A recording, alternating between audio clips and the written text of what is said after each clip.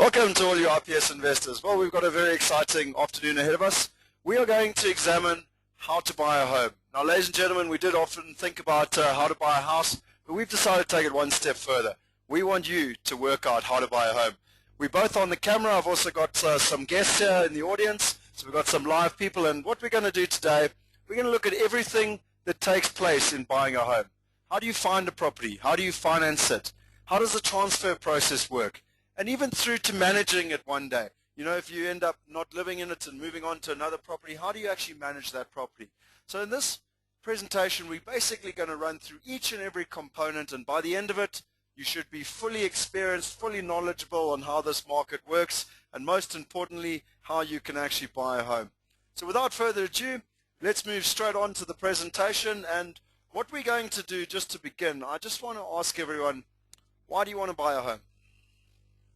What would be the reasons for buying a home, Kennedy? Shelter for the family, Tembi? So basically moving away from the family. You know, when I asked that, I've asked this presentation many hundreds of times, and what a lot of people say to me as well, it's to make money. And you know, it's very important to realize that 49% of the world's wealth is actually is owned in property. And what a lot of people don't realize is how that actually happens. And it doesn't just happen through a boom like we've seen in the last 4 or 5 years. It's a slow and steady process that people need to take into account. If I show you here, and I just want to, a lot of people, you know, want to end up wealthy.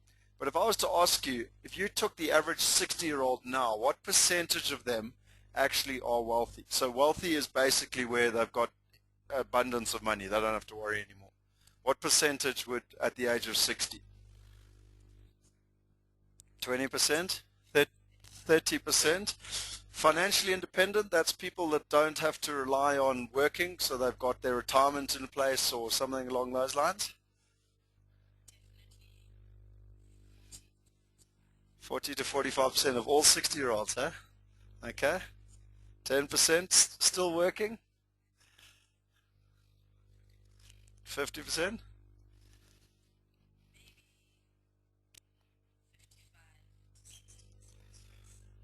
Dependent on the government?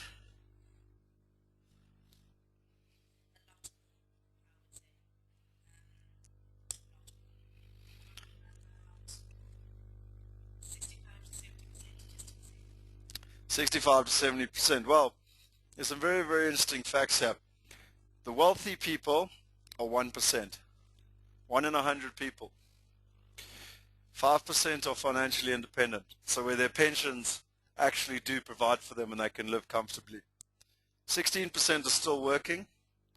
52% are dependent on the government, and 26% died trying too hard.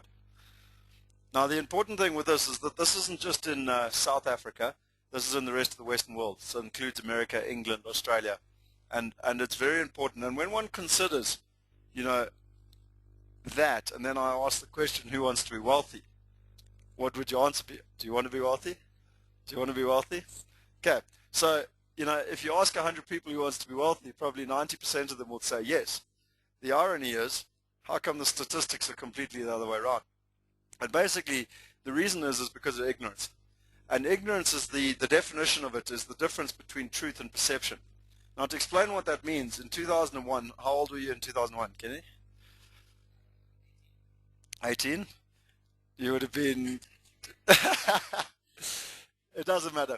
Basically, the long and the short of it is in 2001, many people sat back and, you know, their friends said, oh, now's not a time to be buying property. There's many problems, etc., etc. And those wise and studious investors were going into the market and buying as many properties as they could, and they've now retired on that. Okay, so ignorance is really when you rely on your friend's opinion and you don't do your own research. If I was to give you the saying, knowledge is power, do you agree with that or disagree with that? You disagree with it. Okay. I agree with Kennedy, because informed knowledge is power. It's all good and well to know about Calvin Manor, but you've actually got to know what to do with it, how to do it, etc., etc. So I completely, you know, it's very important to have the right information. And the most important thing, there's a great saying by Napoleon, that the right information at the right time is the 9/10 of any battle. So going back to it, it's all very well now to sit back and say, well, look, 2001 was a great time to be investing in property here in South Africa. But you'd be surprised how many people didn't do it. And as we've discussed many times, particularly different ethnic groups didn't take advantage of that. Now, why? Because they didn't understand it. They spoke to their friends. Their friends gave them bad information. And to go back to the statistics, that's why 1% of people only achieve the objective that 90% of people are trying to achieve. Okay, so that gives us a pretty good thing. Why don't people invest in property? Why have you not invested in property to date? Yep. Okay. Lack of capital. Yep.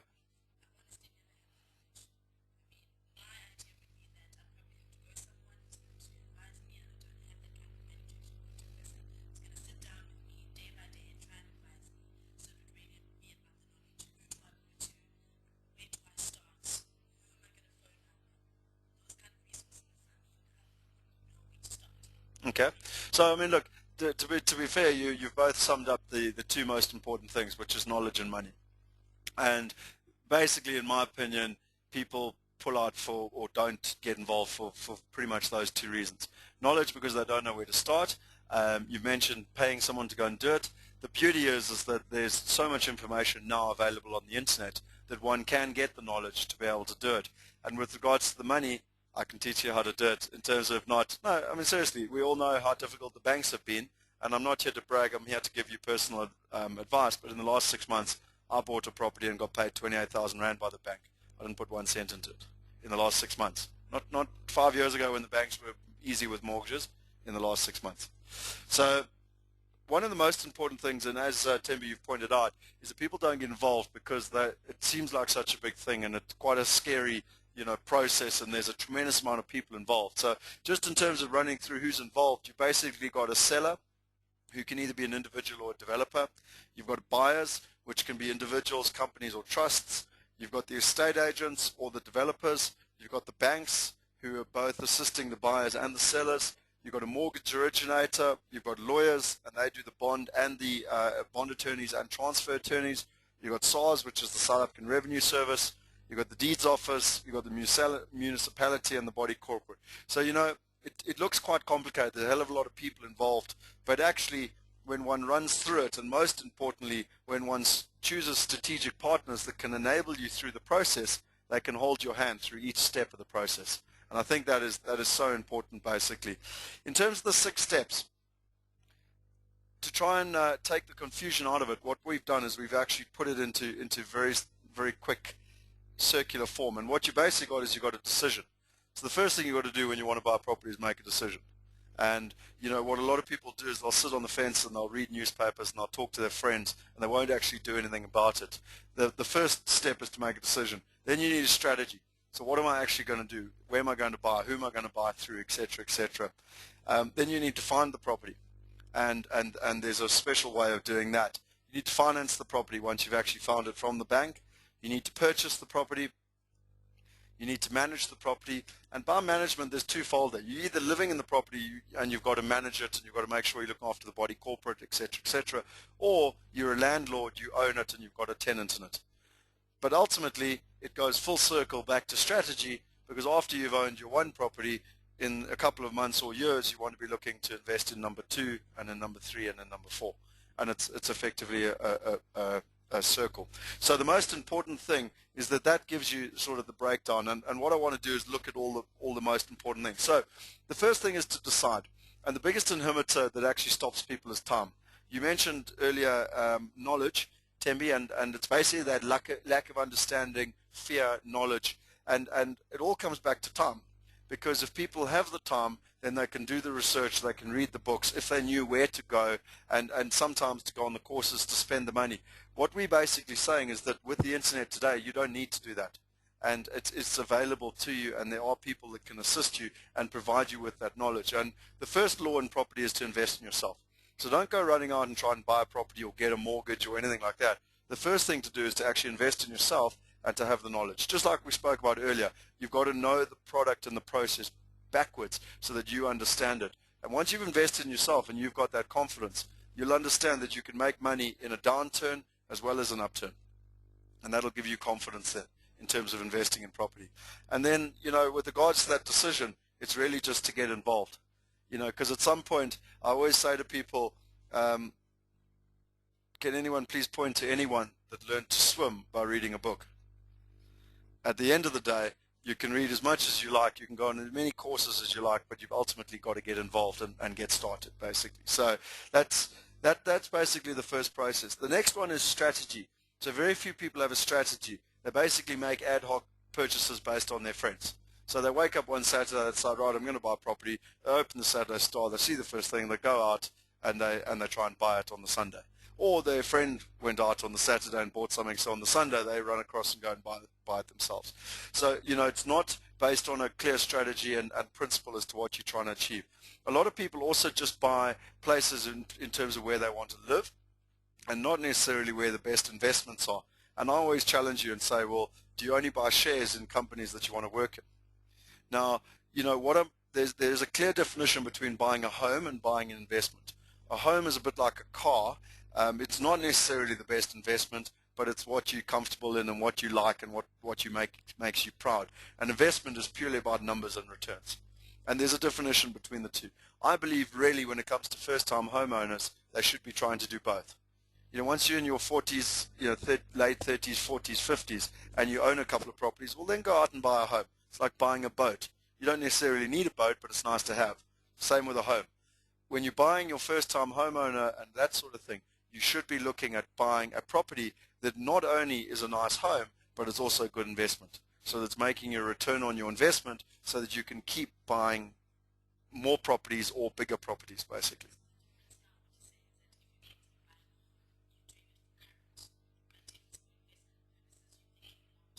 Exactly. And the one doesn't necessarily go with the other. If you want to own an apartment in Sandton right now for 3 million rand, it'll be beautiful and very comfortable, but it won't necessarily be the best investment. And that's the important thing to take into account. A classic example of that is often younger people will want to go and buy a big 3 or 4 bedroom house to live in on their own. And it's a huge mortgage, and they really extend themselves when they could quite easily go and buy a 1 or 2 bedroom apartment and be able to pay off that apartment quicker. And as soon as they've got some extra capital, they could put it down on property number 2 and they make more money. And that's the, and there's a saying later that I'm going to bring up that's so important, and that's what I mean by strategy. You need to know what you're wanting to do. What are you trying to achieve through this process? A good example is the UK market. People are terrified of the market crashing, particularly now in this current day and age, where there has been problems in property.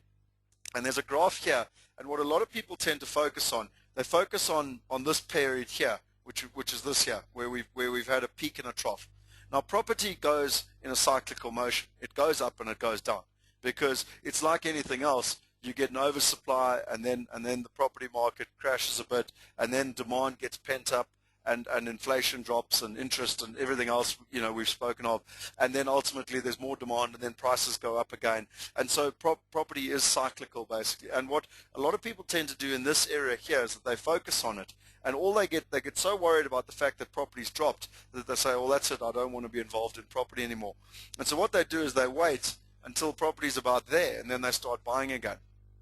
Okay, and what I mean by that is that you really need to focus on the fundamentals and understand where true value is, and to focus on this long-term curve, okay, as to what one's looking at, and the long-term fundamental. It doesn't matter what happened in the last 12 months, and it doesn't matter what's going to happen in the next 2 or 3 years. You should be buying property with at least a 10-year view.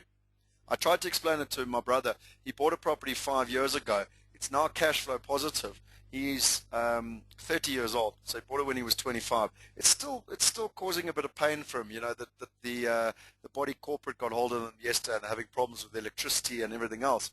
I said to him, brother, you're 30 years old now. At the age of 45, that property will be 100% paid off, and it'll be pure income, and the capital will be part of your retirement plan. And that's the important thing to focus on, not the fact that today it's actually hurting. Do you know what I mean? And particularly with regards to the market, not the fact that now there's possibly been a slight downturn, because when there's a downturn, there's fantastic opportunities as well to actually be getting into the market. In terms of the strategy, for me, certainly buying is all about the financial numbers. I just believe that at the age of 32, I shouldn't be looking at trying to buy a big fancy home that I'm all proud of to try and tell my friends about. It's about buying good investment properties one after the other and building a portfolio, and I'll show you what I mean by that. My uncle also taught me, always work out what the worst case scenario is. So if you were to not have a tenant if you're trying to rent the property, or if you were to lose your job for 3 months, or etc., etc., etc., can you manage the worst case scenario? And the big thing with property, if you can, or with anything in life actually, if you can manage the worst case scenario, everything else is upside. Do you see what I'm trying to get at? And it gives you tremendous confidence when you do that. And that's another reason not to go out and buy a 4 million rand home, to buy a 650, 700,000 rand home, because you can afford the mortgage each and every month. Whereas when it's 4 million, it's 40 odd thousand rand, and you have 1 month of not earning a bonus or something, and you've got serious problems. Do you see? In terms of property in South Africa, it's gone up by about 12% year on year for the last 30 years. A comparison is in the UK about 9%, and inflation for the last 30 years has averaged around 9% in South Africa and 7% in the UK. It's very much a long-term investment, and that's what I was explaining to you over the 10 years. And I just want to give you an example of that. There's a piece of software here called Property Pro, which I actually got off a gentleman by the name of Dr. Hannes Dreyer. Now this piece of software, and the numbers are going to be a little bit small just to show you here, but you can see them on the screen. I've done it for a property called Calvin Manor. And what this piece of software does is it actually calculates what this property is going to cost you, plus what sort of returns you'll make over the next 20 years, and how long it's going to take for this property to be cash flow positive and to be fully paid off, and etc., etc. Now, I'm not going to run through it in too much detail, but effectively you've got the purchase price at $699. You're putting down a 10% deposit. The market value is $750. The original valuation came in at $750. They're now trying to, they've really beat the construction guys and the landowners and everything down. They bring them in at $699, and then it basically gives you the bond value, which is your 90%. I've worked on an interest rate of 12%. The reason I've done that is what the average has been for the last 10 years. I've worked on an inflation rate of 9%, which is, I showed you earlier, was the 30-year average. The capital growth rate of 12%, which again is the 30-year average.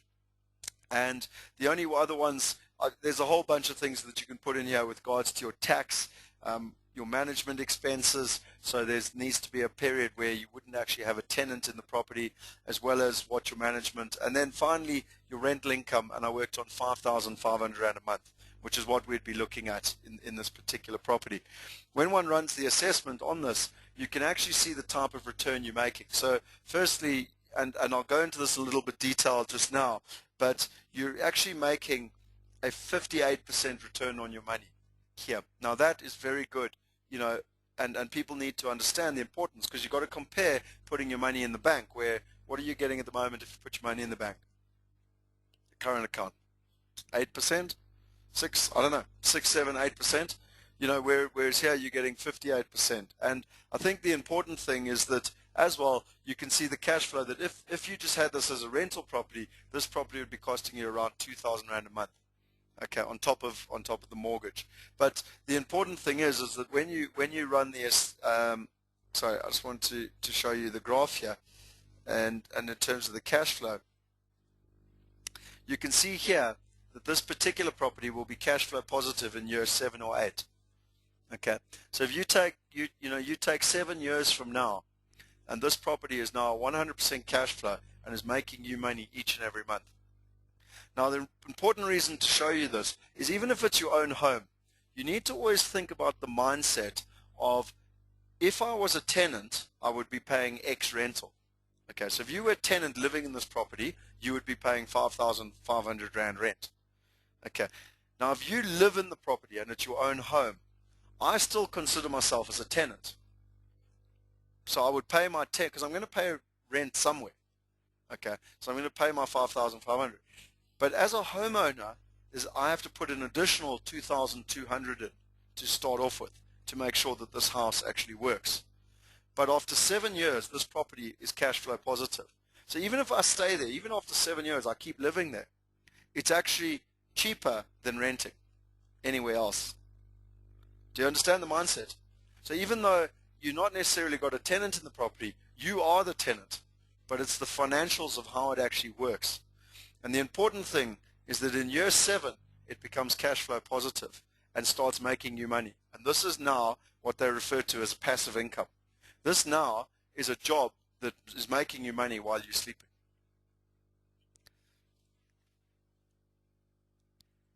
Just to show you, I just want to show you 2 other things here. If you take in comparison and what you're looking at, if you were to put your money in the bank at an annuity income at 12%, the green graph there is what would be in the bank at a 12% year on year, and the blue graph is what you've got in property. And the numbers speak for themselves. You would have in the region of over 20,000 Rand a month coming in from this property within 20 years. Okay, and the other thing that's important when one takes into account, the value and what one's looking at, there's over 2 million Rand. Sorry, let me just work the numbers out here. Yeah, there's over 2 million Rands worth of value in that property, over time. So it really provides you with a platform on which to build your wealth. And this understanding is the most exciting thing that needs to take place in Africa, and particularly in South Africa. And it's what we've been speaking about in terms of teaching people how this actually works. Because once people understand this, they really can thrive on it. And it's why people have been investing in property for so long, even in the ups and the downs, and why those numbers are so important. Does that make sense? Are there any questions on it, basically? Yep. Okay, so I'm going to bring you now to a very amateur little picture, but this is my understanding of the property market. What you've got in South Africa, you've got the houses at the top here, which are over R1 million each. You've got the middle tier, which is sort of from 500,000 to 1 million, and then you've got the lower tier, which is about 200,000 to about 500,000 for houses.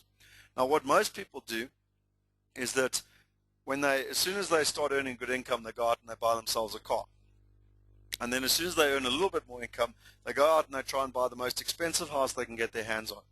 And that's the end of their property investment career, because every month they really struggle to pay their mortgage, etc., etc. My strategy is that these properties down the bottom here actually become cash flow positive a lot quicker. So anywhere from 2 to 4 years, these properties here can become cash flow positive. And as soon as they're cash flow positive, they can start paying towards a property that's cash flow negative, that's costing you money. So my attitude is that you want to be building up a portfolio of low-income properties that in the short term can be supporting 1 or 2 middle-income properties. And you build up this base of properties, and ultimately, when you can afford it, you go out and you buy that house on a Gulf estate. The problem most people do is they go out and buy that house on the Gulf estate, and they never build a solid foundation below it. So they never build any of this. And that's what I was going back to, particularly for first-time homeowners. You should be looking at most at buying something like this in that middle income bracket, and then ultimately building the portfolio around. And then once you've got this structure set up, you can go and buy that dream home that necessarily isn't the best investment. It's in Umhlanga on looking at the sea, but the difference is that it's beautiful and it makes you proud to live there and everything else. But the beauty is that you built up the structure below here, and with the structure, it's paying for that property. That is what is so important, particularly with an example like Kelvin Manor, because these properties here for Kelvin Manor are very much in this bracket. They're somewhere between these 2 properties actually, and because it's got a good high rental yield at over 9%, it's going to be cash flow positive pretty quickly. Yep.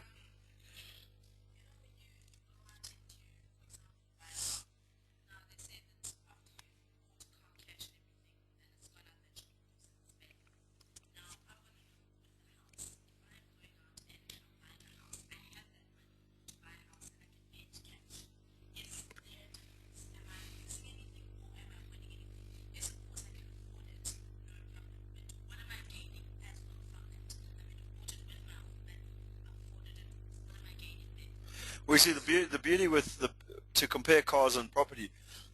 A car is not an asset; it's a liability. And what I mean by that is that it takes money out of your pocket. And the moment that you drive a new car off the showroom floor, it's costing you money, as you rightly said. In fact, the numbers are somewhere about 30%. So you buy it for 100,000 rand, you drive it off the shop floor, and it's worth 70,000 rand. Literally the moment it hits the pavement. The thing with property is that you can buy a property below market value. So if you take Calvin Manor, for example, you're buying it at 699 when the actual value is 750. So the day that you buy the property, there's actually 50 odd thousand rand equity in the property immediately. And that's why it's a very different mindset to a car, because if you buy right, you can buy where you actually make money before it even, as the day you sign the contract, you make money. But the key is to make sure you buy right, because if you buy wrong and you spend R1 million when the property is only worth 800,000 rand, like a car, then you've immediately got a problem. Make sense? Yep. So just in terms of a question we get asked a lot in terms of strategy, do you buy off-plan or do you buy bricks and mortar? By bricks and mortar I mean something existing, a house down the road. There's quite a lot of things to take into account. The first one is that often, and certainly from a transfer fees point of view, there are no transfer fees on off-plan properties. Whereas if you buy an existing property, there are transfer fees. And I'm going to go through those fees a little bit later. Cost of capital, what I mean by that is that with an off-plan development, often you put down a small deposit now and the thing only gets finished in a year's time. So you don't have to keep paying for it for the year. You put down a small deposit and then it finishes in a year's time. With an existing house, obviously you buy it now and you start paying for it from day dot. Okay. In terms of speculation, certainly over the last 5 years, a lot of people have been involved in speculating where they've bought a property now and then in a year's time when it was finished being built, they sold it. It's not an advisable strategy. I'm a firm believer with property, you've got to be looking at the medium to long term. Medium being a minimum of 5 years and long term being 10 years. And I maintain you should not be buying a property if you're thinking of selling it within the next 5 years. And that's an important mindset to take into account, because one then needs to make sure you're buying in the right area. Either if you want to live there, you've still got to make sure it's the right area that you want to live in, and if you're investing there, you want to make sure that there's good tenants, income, etc. The time to save, as I said, on an off-plan development, because you're putting down a small deposit now and the development will only be done in 12 to 18 months' time, you've got time to actually save up that deposit. On an existing property, you've got to generally have the 10% deposit plus the costs immediately available right at the same time. You do need to look at cost per square meter. As we explained yesterday, the thing with cost per square meter is that you take the total purchase price and you divide it by the square meterage. It'll give you a square meter rate, and that is an easy way of comparing one property to another.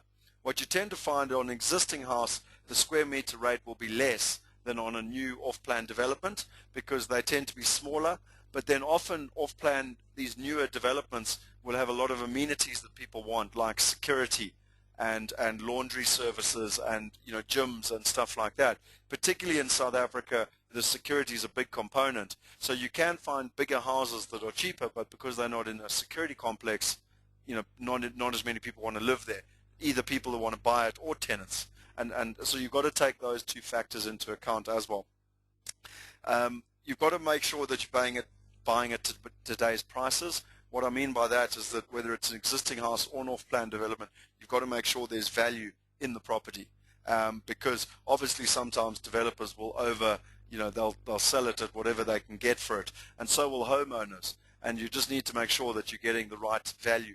And there are ways and there are methods. If you speak to the guys at IPS, they can show you. There's a system called Property Spy that I need to take you through. But the ultimate thing is that when you come and see us, we can take you through that. We can show you cost comparables in an area to know exactly what you're buying at. I personally, if either one of you owned a property, could tell you exactly how much you bought it for, what your mortgage is, everything for free. I can find that out. Any property in South Africa, I can find out who owns it, what their mortgage is, what they bought it for, so that I can then work out what true value is in an area. Okay, in terms of finding property, I think the most important thing is you need to know what you're looking for. The key decision is, are you buying the house to live in, which makes it more of an emotional purchase, and therefore you really need to look at location. Location is the most important thing. Where are the schools? Where are the offices? Where are the shops? Where's your entertainment, your hospitals, your security, your transport? Where's your work going to be? And the other side of the coin is an investment property, and then does it fit your investment strategy? And are you trying to achieve capital appreciation, or are you trying to achieve passive income from rental? As I said to you, particularly as a first-time homeowner, I think you should be looking at both. I don't think that one should divorce oneself from the other. In terms of where to invest in the country, I just put the map up there because it's a big old country, and there's obviously arguments to invest all over the place. But I think the one thing that is very important is that you get the highest yields in Johannesburg, and it's the lowest rate per square meter out of the metropolitan cities. And that's something quite important to take into account. But I think for now, without going into too much detail, it's far more important to look for areas that are going to suit your lifestyle requirements, and then also areas that have reasons for growth, like infrastructure growth. So they're putting in new roads or railways, things like the Gautrain, and the growth around Sandton, for example. That's important to take into account in terms of different areas. But I mean that's a really detailed debate, and I would highly recommend sitting with one of the IPS team if you were trying to decide between Cape Town, Durban, Johannesburg, or other areas within the country. This is a fascinating, for those of you that haven't read the book, you've got Dolph de Roos. I know we've spoken about it, it's Real Estate Riches. In my opinion, it's the Bible of property, and certainly was the first book that I ever read. And he basically says to find one deal, you need to view 100 properties, you need to make an offer on 10, you need to get accepted for 3 of them, and you need to buy 1. Now most people, when they buy a property, they look at 5 properties, they make an offer on 1, they offer whatever the guy's asking for, and they buy it. And to answer your question about cars and houses, if you want to invest like that, then it will be like a car, because there's quite a good chance you'll overpay for the property, and then you won't have bought yourself a good investment. If you follow these type of statistics, then you really can do that. And a lot of people just are actually, the best way to describe it is lazy. They're not willing to put in the hard yards. But if you do it, you can save yourself 50, 100, 150,000 rand. And if I was to say, do you want to save yourself 150,000 rand, then I'm sure you would walk the streets. And the one thing that I say to a lot of our clients is that IPS walks those streets. And we look at 1,000 properties, and we find the better ones, and we bring them to the market. So we've already done a lot of that research for our clients in terms of which areas and why and what's happening in those areas. Law number 1, you must always buy a property with a twist. So to give you an example of that, if you take Calvin Manor, for example, there's a property, it's in a suburban area, there's very little space around it, it's very close to Sandton, it's really nice and green and clean, and most importantly, it's very close to the transport nodes. That's the area, and why the area has a twist. For me, why the property has a twist is that also they've managed to get the value down from around 850,000 a unit to 699, and that's a discount of around 21%. So it's a great twist, and what people should be looking at. The other thing is always buy from a motivated seller. So what that basically means is whether it's a couple that's having a divorce, and they just want to get rid of the house, basically they've had enough and they want to leave, or whether it's a developer that's got themselves into a bit of trouble, or in the current market you've got properties where landowners still own the land and developers still have to sell. So where a year ago they would have sold it to you for 850, now they've bargained down the construction team, they've bargained down the landowner, and they bring it to you at 699, and that's what a motivated seller is. And if you follow these type of rules, you'll answer your question as to why it's then better than a car. In terms of things to consider, particularly with new developments, you want to look in growing markets. So buy property tomorrow, so effectively it's coming online in a year's time, but at today's prices. And it's also great to always try and get into phase 1, because developers always put in an escalation clause, and the property price goes up, and you want to be buying it at today's value. You want to try and buy it at the cheapest possible price.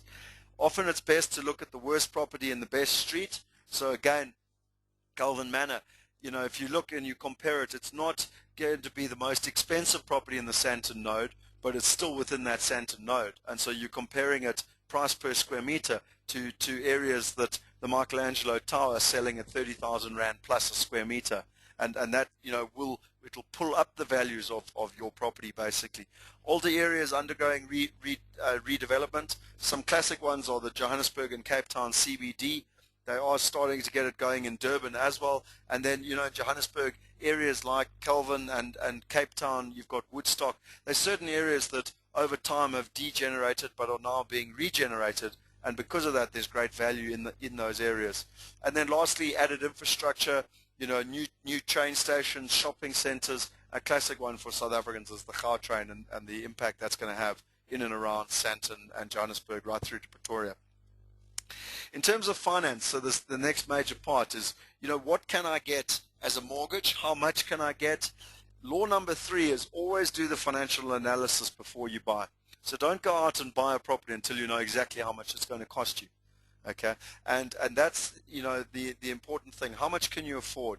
What is the preliminary financing?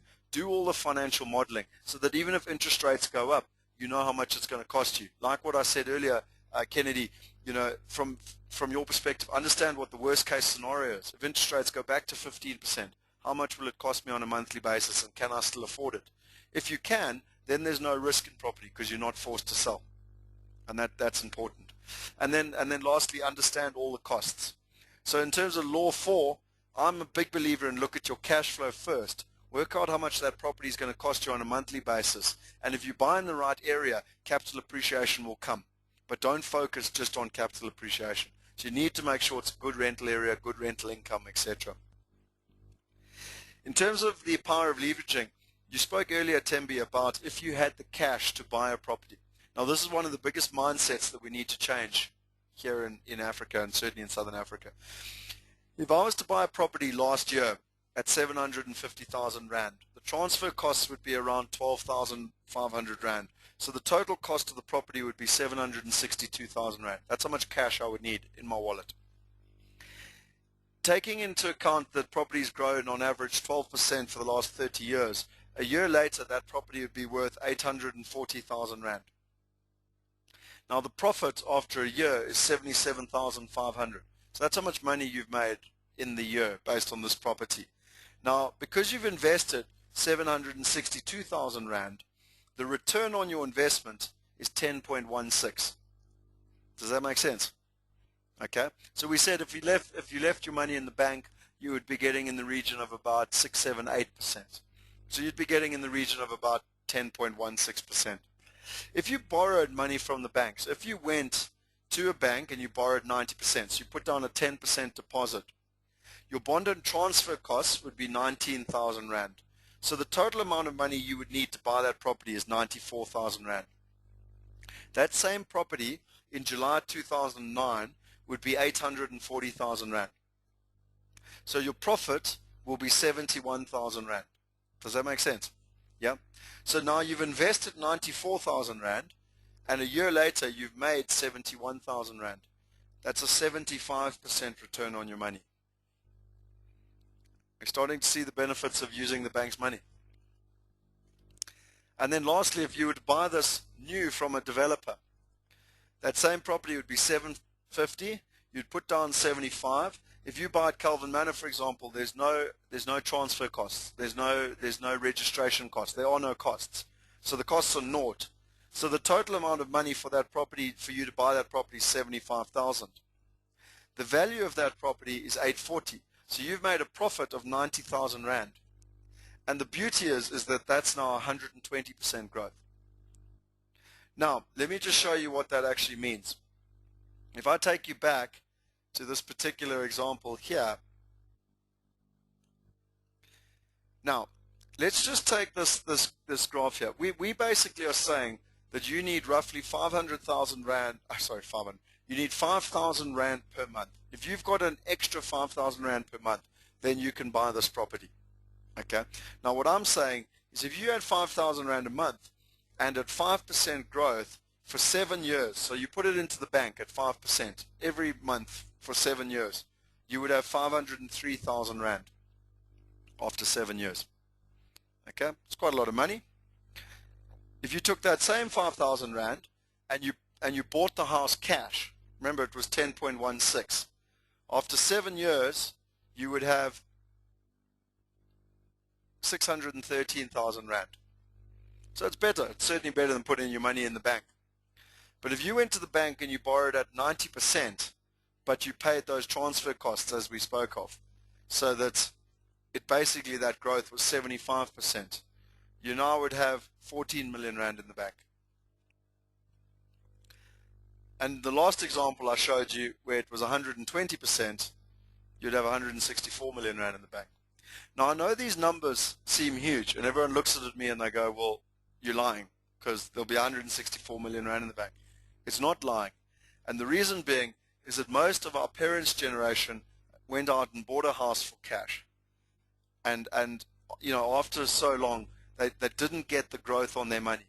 And as I said to you, whether you're buying a home to actually live in it, even if you are the tenant per se, you need to be making sure you're getting the best return on your investment. And those numbers just show you why. You can see the huge difference it makes. Just even a small change like that, what a huge difference it makes over 7 years because of compound interest. Does it make sense? Yeah? I mean, I know the numbers are big, but it's important to understand the mindset more than anything. So all the little advantages that you can make in buying that property right from day one will impact how wealthy you'll be later down the line. And most people make mistakes, and that's why only 1% of people end up wealthy at the end. Okay, so just in terms of what the banks consider for people wanting to get a mortgage, they look at the value of the property, they look at the area and basically the overall risk. They look at individuals, whether they've been insolvent, whether they've got a criminal record, and their judgments. They look at your own personal credit rating. You can check that out if you want to. You can go to credithealth.co.za and actually look what your credit rating's like. They'll look at your income statement. So they'll basically look at your income minus your expenses. So how much money do you earn on a monthly basis and how much do you spend? They look at your balance sheet. So do you own any other properties? Do you own a car that is a liability that's costing you money, or a boat or a goat or whatever basically? But you know, whatever is assets and its liabilities. And then also suretyship. So what else have you signed where you said that you'll be liable for a debt?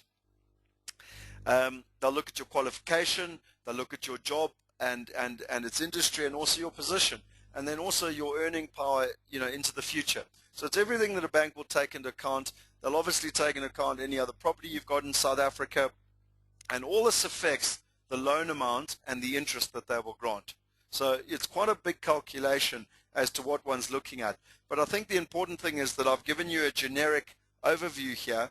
And basically at 11% over 20 years, which is what we're at now, that's what interest rates are at 11% now. If you're looking to buy a house for 200,000 Rand, you would need a mortgage for 180,000, so we worked on a 90% mortgage. You would need to be earning 6,500 Rand a month to basically buy that property. If you're buying a property at 500,000, then you would need to be earning roughly 15,000 Rand a month. If you wanted to buy a property around 700,000, so for example Calvin Manor, you'd need to earn 21,500 a month. And if you wanted to buy a property for 1 million Rand, you'd need to be earning roughly 30,000 Rand a month. So this gives you, it's a ballpark figure so that people can work off and you can understand what it is you can afford. The other thing that's important, if you're buying with a friend, or if you're buying with your girlfriend or your boyfriend, or you're buying with your wife or your fiance or whatever, you then put your joint incomes together. So, for example, if you're trying to buy a 700,000 Rand house and you need to earn 21,500, well, if you earn 10,000 and your girlfriend earns 12,000, well, then you earn 22,000 together, and they put it together, and then you can get that mortgage together.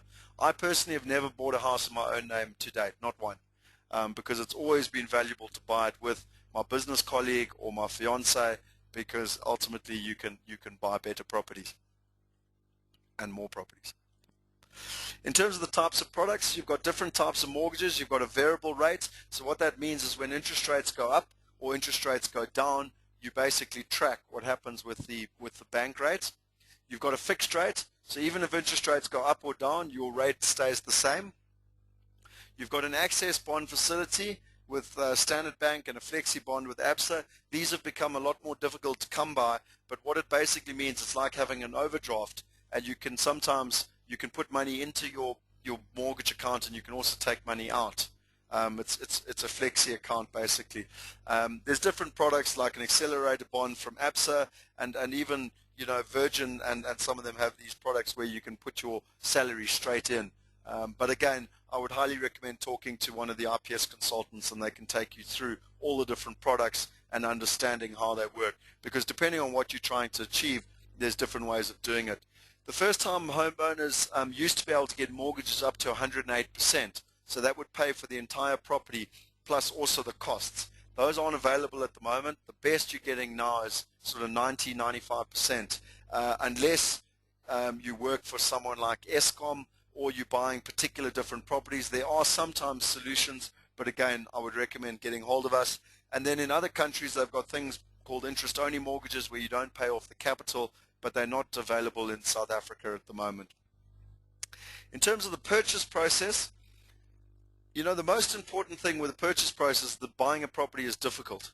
And a lot of people, aren't willing to persevere through the process. It is difficult, it is challenging, and certainly if you're trying to do it for the first time and no one's helping you, it can be very complicated working out what to do next and how to do it, and to make sure the lawyer's doing what they should be doing, and make sure you're not paying costs and fees that you shouldn't be paying.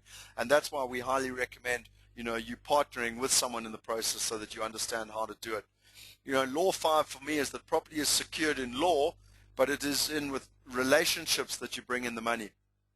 So going back to your analogy with a car, Tembi, unless you've got the right relationships, you'll spend a lot of money up front, and then it is like buying a car, because you spend so much money that even from the day you own it, it's going to take a couple of years until that property is actually a good investment.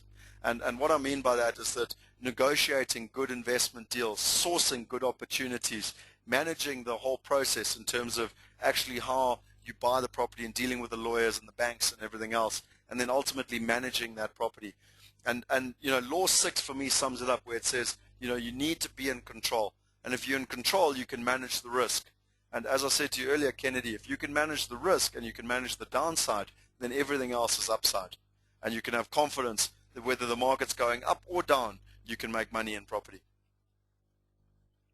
In terms of the purchase process, you basically need to sign an offer to purchase. Sometimes developers call it a deed of sale. It's very important to make sure that it's subject to finance. So you can sign it, you can say, I'm buying this property, but it's subject to finance. You don't lose your deposit if you don't get the mortgage from the bank.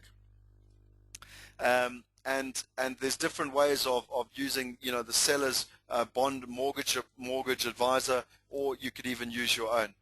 The OTP, or the offer to purchase, needs to be accepted by the seller. Generally, you've got sort of 7 to 14 days to put down the deposit, and then you've got up to about 30 days to get the mortgage approval in place. Once that mortgage approval is in place, then it becomes a binding deal to both parties. You've then got to complete all the bond application and supporting documents. The OTP gets returned to you, so you need a signed copy from the buyer and the seller so that you have a legal binding agreement. You need to send your FICA to the attorneys. Now, your FICA basically is just your proof of who you are as a person. So it's a copy of your passport, a copy of where you live, so that you're not involved in money laundering.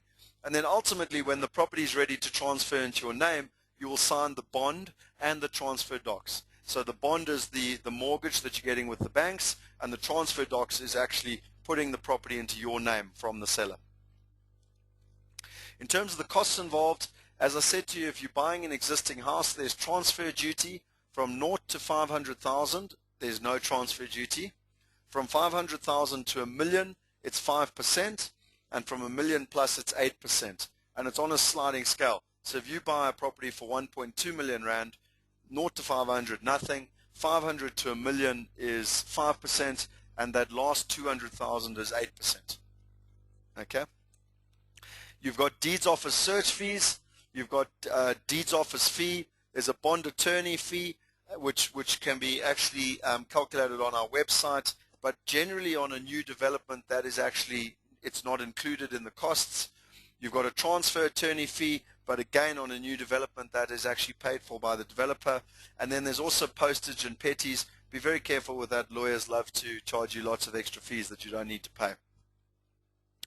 There's also a bond initiation fee, which is a cost that the banks put on, which is roughly around 2,500 rand. is a valuation fee of around 3,000 Rand, and then possibly rates and taxes need to be paid up front. There's a levy clearance statistic of around 450 Rand. The FICA costs around 250 Rand, and other incidentals.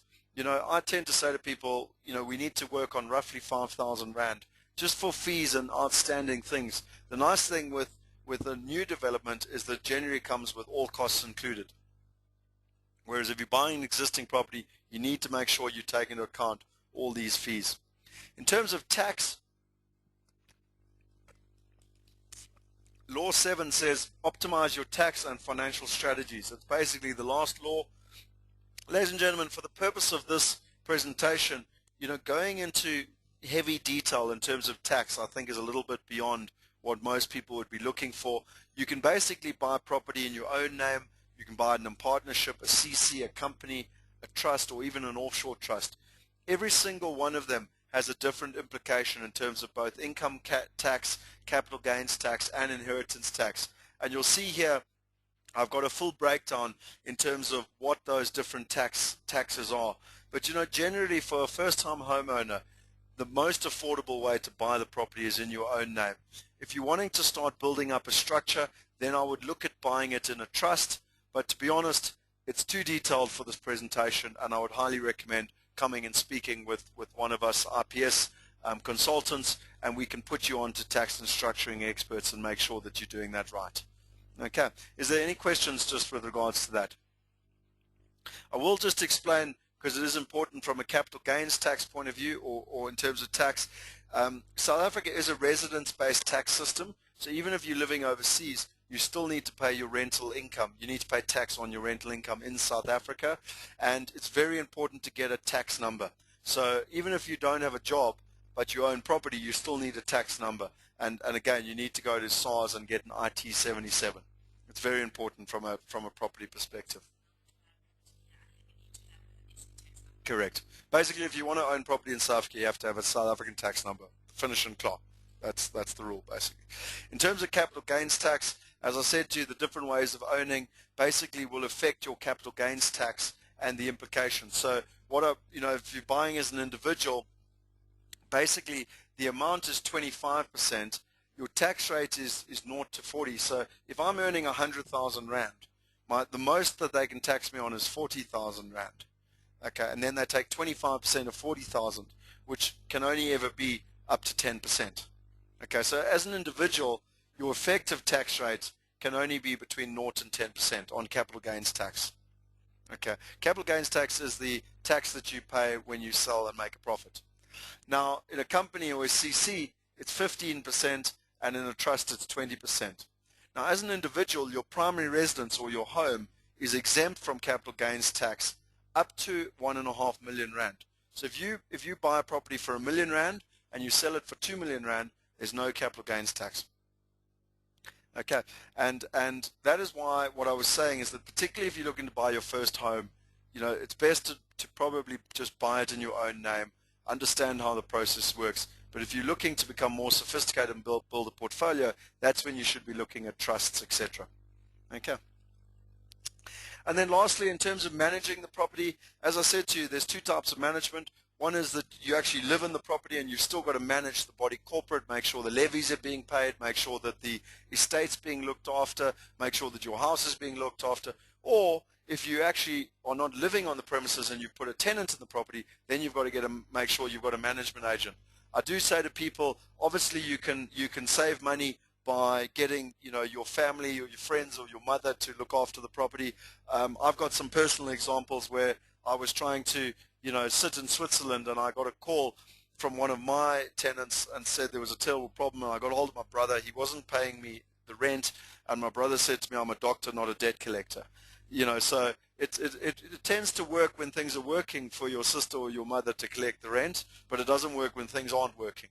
And I think I say here, be very careful not to underestimate the time, cost, and frustration of managing property on your own. And that is why there are good management agents out there, and I highly recommend using them and certainly budgeting for them. Saying that though, if you're a first-time homeowner and you do buy close to home, it's very valuable to manage the property yourself. Not get your mother or your sister, but do it yourself so that you understand how the process works. You understand all the concerns, etc., etc. Because later down the line, you can make sure the management agent is doing what they should or shouldn't be doing. But again, if you're living in the property, you're also making sure you're managing and maintaining.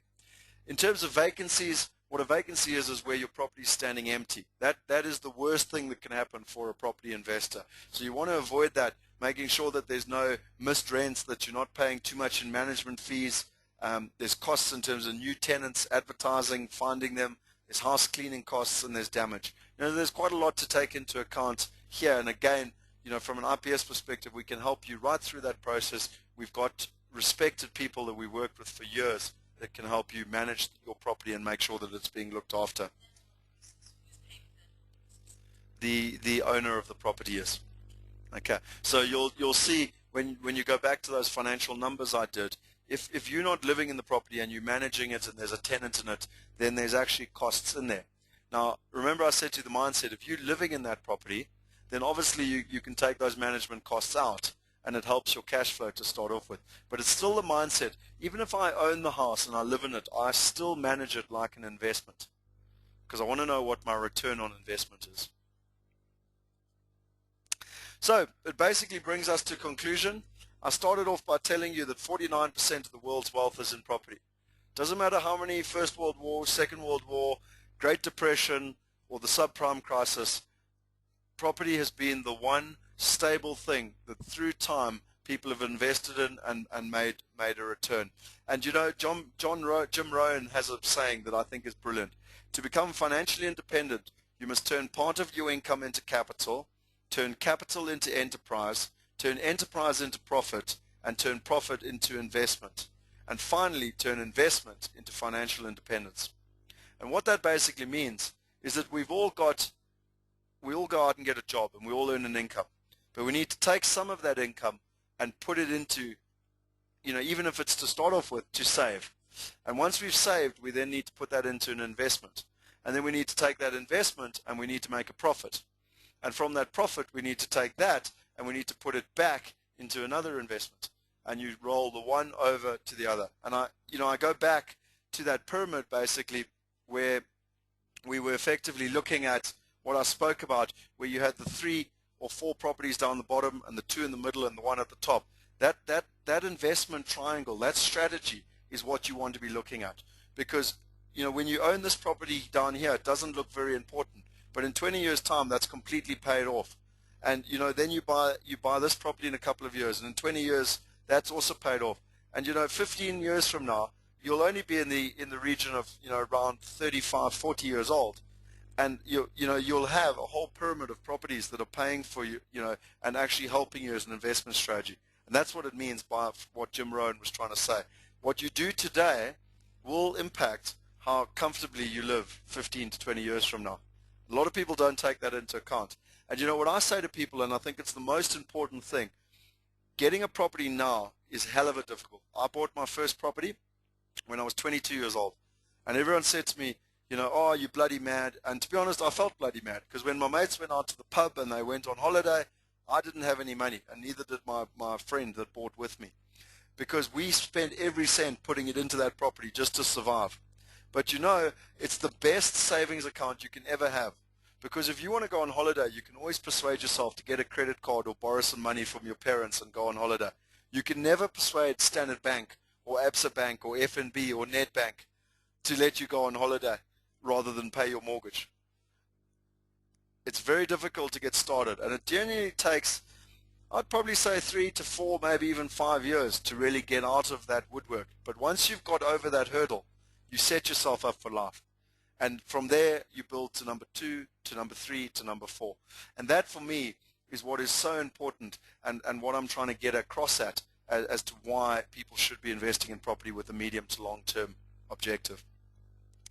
If I just show you here, going back to the 6 stages of investing in property, I've tried to make it as easy as possible tonight to understand what the advantages are. And certainly from an IPS perspective, where we help and where all the property professionals in amongst IPS help, is that we help you through that entire process. You need to make the decision. We can't help you with that. But once you've made the decision, We can help you with the strategy. We can help you find property. We can help you finance. We can help you manage the whole purchase process, and then we can go back to managing it, and then we go full circle. And basically, there's IPS, International Property Solutions. There's the client, which is yourself, and there's the various partners, the lawyers, the developers, the estate agents, the bond attorneys, the management agents, everyone we spoke about right in the beginning. And ultimately, at the end, we can help you invest with confidence, which I think, whether you're a first-time homeowner or whether you've bought 100 properties, everyone wants to constantly make sure that they're making the right investment decisions. So, Van Gogh, the famous painter, said, whatever you do or dream you can, begin it. Boldness has genius, power and magic in it. Begin it now. And I think, what I'm basically trying to say is that everyone always talks about dreams. We all spoke about wealthy. We spoke about that only 1% of people only ever get there. But the most important thing, and the saying that I believe in, dream big. People become what they dream. And if you get started today, you'll be amazed what that will actually do and set you up for life. And I finished off here with this conclusion of a picture here of Camps Bay, because many, many South Africans always have a dream of owning a big holiday house on the beach, and most even possibly in Cape Town. And if you get it right now, you can set yourself up so that you can live your dreams, whatever they may be, later in life. Just before I conclude, from your side, are there any questions with regards to what we've been through, the process, or anything that we haven't basically run through? Pretty self-explanatory. Okay.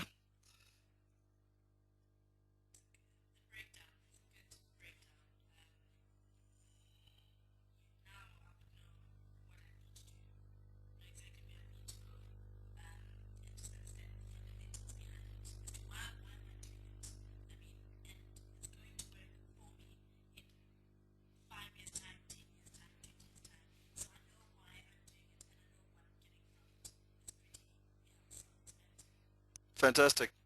Well, guys, I want to thank you very much for your time. For those of you that are in the audience on the webinar, it's fantastic to have had you involved. The one thing with property, you have to keep asking questions. You need to keep getting the knowledge. No one ever knows everything. The markets keep changing. The climate keeps changing. The fundamentals stay the same. You need to understand the fundamentals. You need to do that research. And once you've done that, you'll have the ultimate confidence to go into the market. We're here. Our website, www.ipsinvest.com. Come along and speak to us. We can really assist you. The entire team can take you through the entire process. Most importantly, we can help you get onto that property ladder. Trust me, 15 to 20 years from now, we'll be having a beer and you'll be thanking us. I want to thank you very much for your time tonight. Good night, good luck, and we look forward to helping you in the future. Thanks.